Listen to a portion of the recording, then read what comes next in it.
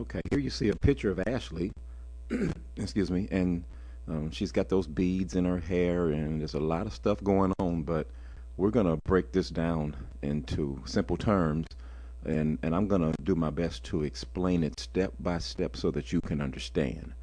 I've already got my wash in my palette, my different colors that I'm going to put in for skin tone.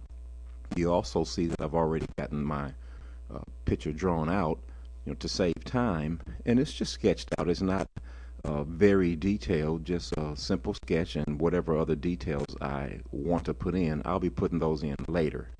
But for right now, all I'm really caring about is putting on my first wash, which is really going to end up being the highlights in the face. You'll see later, because a lot of what I'm getting ready to put on now is going to be covered over by darker colors. But what I'm doing at the moment is wetting the paper, and I'm wetting it fairly good so that when I put the paint on, it's going to flow nice and easy, because I don't want any lines. And if I try to paint this on dry paper, I'd be able to do it, but it's just easier for me to get the paint to flow and blend in together while it's wet. So I wet my paper about medium wet. It's saturated into the paper somewhat, but not just so soaking wet. And my colors that I'm using here at first are cadmium yellow mixed with a little cadmium red mixed with some burnt sienna. So that's what I used to get my skin tone. And I really didn't care whether it was Ashley's exact skin tone or not.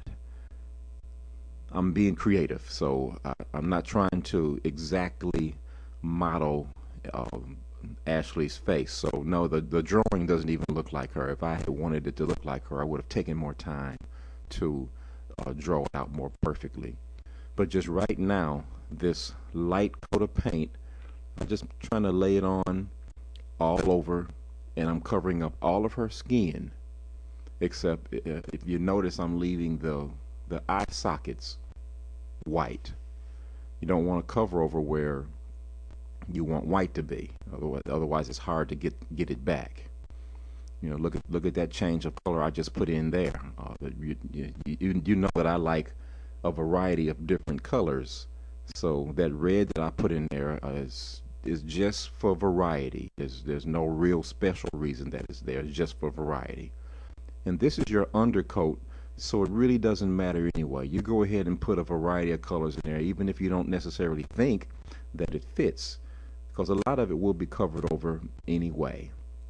So I paint through this first coat, and then after I'm done laying these colors in, what I do is I give it time to dry on its own. That way it continues to mix itself.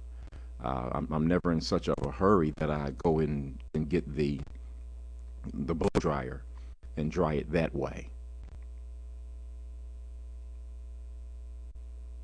That's the good part about watercolors. If you've got it nice, those colors will continue to blend in with each other. We're about to come to step 2 now.